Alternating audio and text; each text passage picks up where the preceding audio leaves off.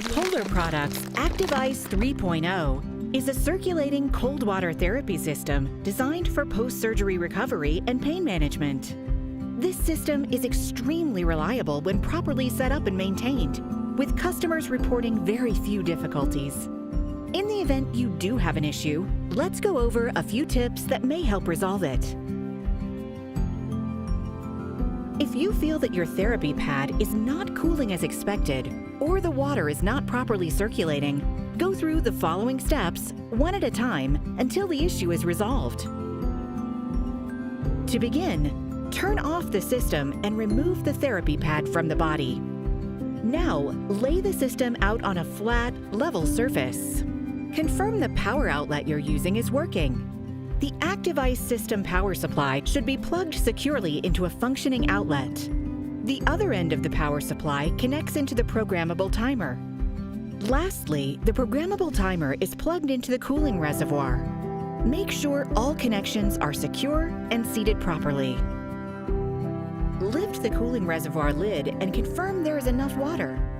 Use the water fill line sticker inside the cooling reservoir to verify.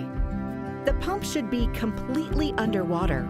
At no time should water cover the water return flow tube located near the top of the cooling reservoir.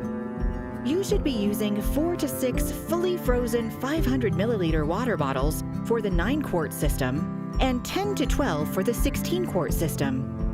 If you are using ice, be sure the cooling reservoir is fully loaded with ice to just below the water return flow tube. Press the timer on/off button. The screen will light up and flash between 10 and the word on. You will hear the pump turn on and water will begin circulating through the system.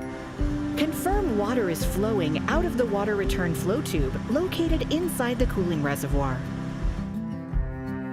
If you can hear the pump running but do not see any water returning into the cooling reservoir, disconnect the couplings attaching the therapy pad to the insulated tubing and reconnect. This can be done while the system is running. Couplings will click when properly connected. It may be necessary to rotate the therapy pad 180 degrees before reconnecting.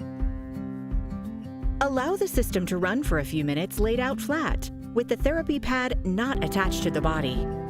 This will establish a good flow throughout the system and will help prevent flow restrictions while attaching the therapy pad.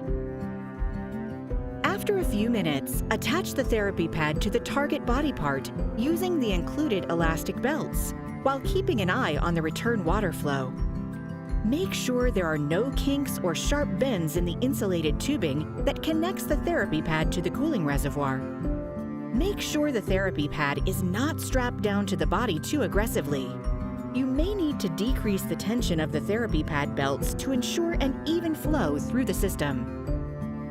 You may need to raise the cooling reservoir to a higher surface, such as a table or chair, to reduce the back pressure.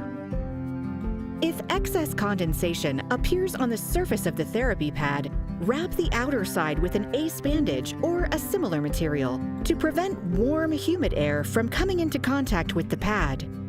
The use of a blanket may also trap warm, moist air above the surface of the therapy pad, causing condensation. If you cannot resolve your issue using these troubleshooting tips, please call our customer service department, located with our factory in Stowe, Ohio. We are available at 1-800-763-8423, Monday through Friday, 8:30 a.m. to 4:30 p.m. Eastern Time, and we love to answer our phones. Thank you for choosing Polar Products Active Ice Cold Therapy System.